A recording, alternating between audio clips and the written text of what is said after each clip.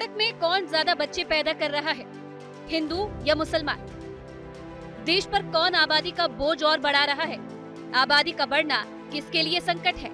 इससे किसके वजूद पर खतरा है?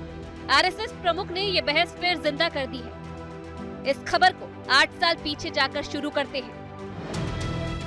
20 अगस्त 2016 की बात है। संघ प्रमुख मोहन भागवत आगरा में एक सम्मेलन में थे, जहां एक ने उनसे सवाल पूछा था। सवाल था, हिंदू मुसलमानों की तुलना में कम बच्चे पैदा करेंगे तो भारत हिंदू राष्ट्र कैसे बनेगा?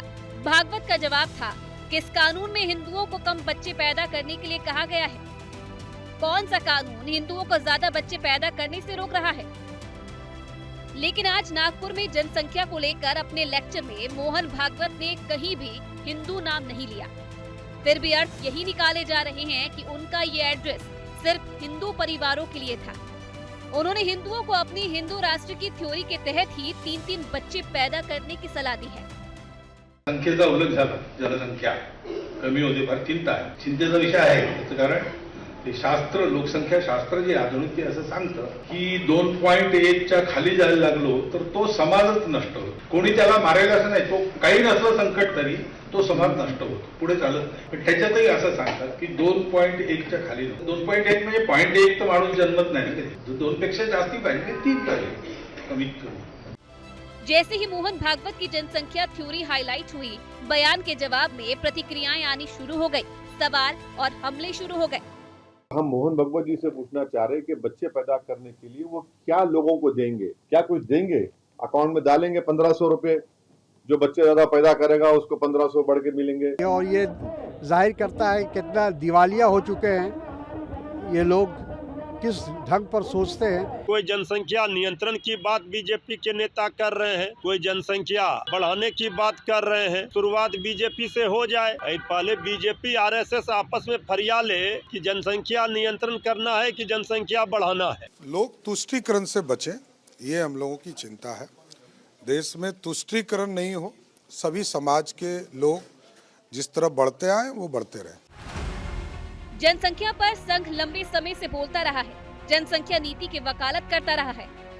संघ का साफ कहना है, किसी समाज, संस्कृति और सभ्यता की पहचान के लिए जनसंख्या संतुलन जरूरी है।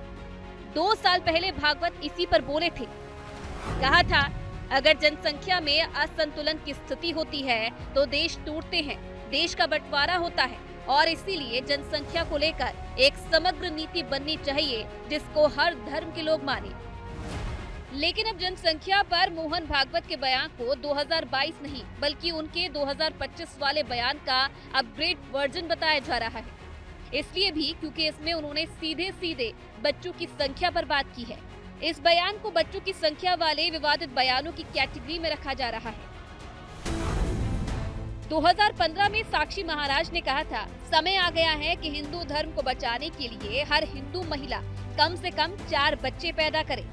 पिछले साल अखाड़ा परिषद के रविंद्र पुरी ने कहा था कि देश की रक्षा और धर्म की सेवा के लिए हिंदुओं को चाहिए कि हर परिवार 4 बच्चे पैदा करे। इस साल अक्टूबर में आंध्र के सीएम चंद्रबाबू नायडू ने कहा, अब 2 से ज्यादा बच्चे पैदा करें वरना कुछ समय बाद देश में सिर्फ बूढ़े ही बचेंगे।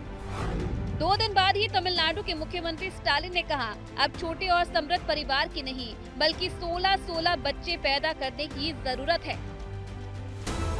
हालांकि नायडू और स्टालिन के बयानों में उनकी दक्षिण की सियासी चिंताएं थी। दक्षिण में आबादी का अनुपात शेष भारत की बजाय ज्यादा न घट जाए, इसका डर था। भागवत के बयान पर सवाल उठाने वालों के जवाब में उनके बयान को सही ठहराने वाले भी सामने आए हैं, उन्हें भी सुनिए।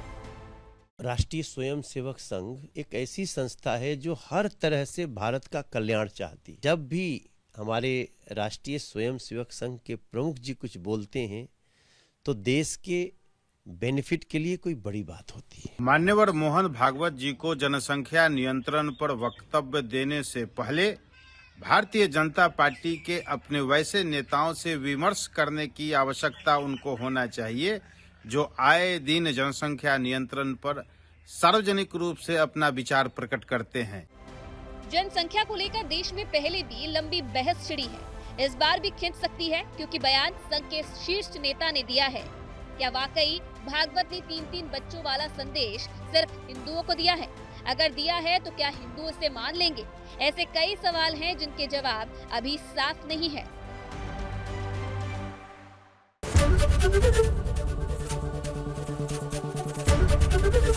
एबीपी गंगा, खबर आपकी, जुबान आपकी।